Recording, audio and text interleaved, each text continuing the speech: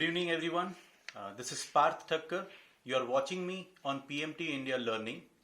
So today, the day 1st of February of every year has been a day for budget discussions of Government of India. So I have seen that since 5-7 years, since social media is so active, people have become economists from 28th January to 30th January. So there are like 5 lakhs plus economists everywhere on the social media platform. But on 2nd or 3rd of February, again, the original number of economists, like 2000 economists, becomes a very norm. So what is budget basically?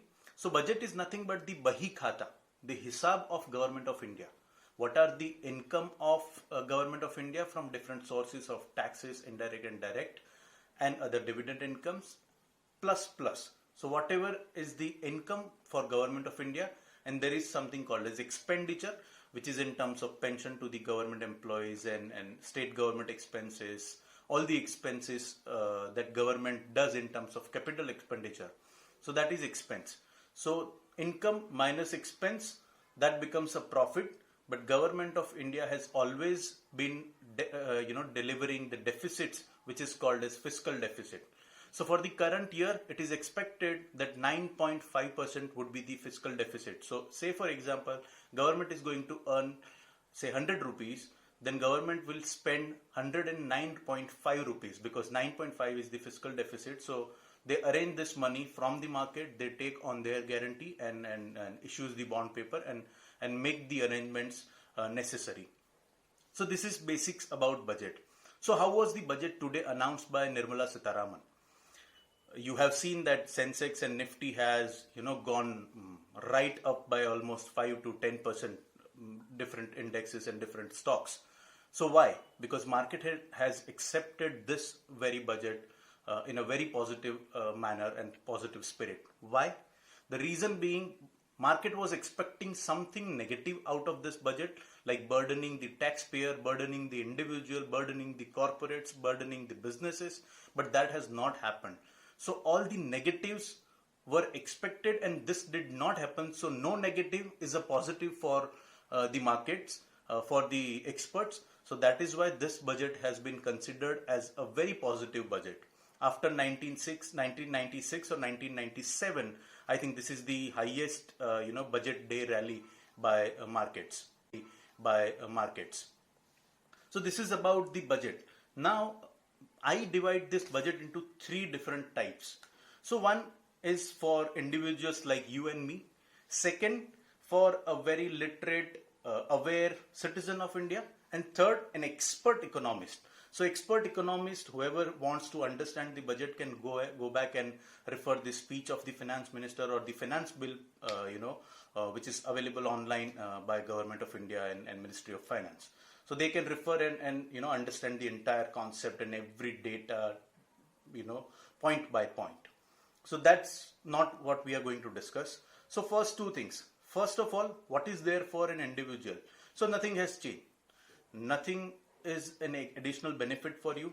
Nothing as such has been deducted from you. If you are a middle income group individual, whatever you are doing, you are going to do for the next 1 year at least. So there is no extra outgo, there is no extra income or savings from your side. There are no additional benefits to you.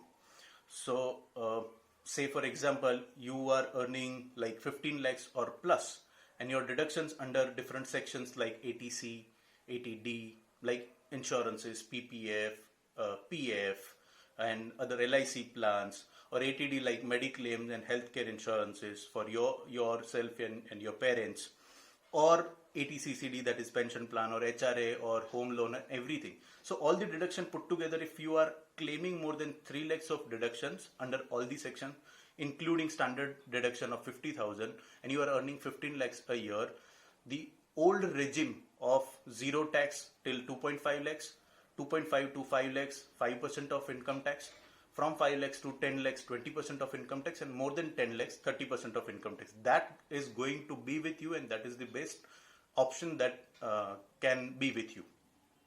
So there is no change. However, in income tax there are few announcements they have made, like for more than 75 years old individual, if there is someone in your family who is surviving on the income of pension or interest, these are the two incomes that they have defined under this special announcement. If they are earning from these two sources and more than 75 years of age, then they need not file income tax. It does not mean they need not pay tax. They need not file income tax. So the company who is giving the pension or the bank who is giving the FD will deduct the TDS, and that's it. You need not file any income tax returns. If you want to claim the deductions and claim the refund of income tax, announcements they have made, like for more than 75 years old individual, if there is someone in your family who is surviving on the income of pension or interest, these are the two incomes that they have defined under this special announcement. If they are earning from these two sources and more than 75 years of age, then they need not file income tax. It does not mean they need not pay tax. They need not file income tax. So the company who is giving the pension or the bank who is giving the FD will deduct the TDS, and that's it. You need not file any income tax returns. If you want to claim the deductions and claim the refund of income tax, you need to file. So that's a very actually not so useful announcement. Second is faceless appellate for tribunal cases and the disputes there are for businessmen in income tax. So that also does not hamper us as an individual taxpayer who are into the middle income group. So other than that, there are 2-3 other announcements also in the finance bill, that if you have an ULIP, unit linked insurance plan, and if you are paying more than 2.5 lakhs of premium, then your maturity will not be tax free.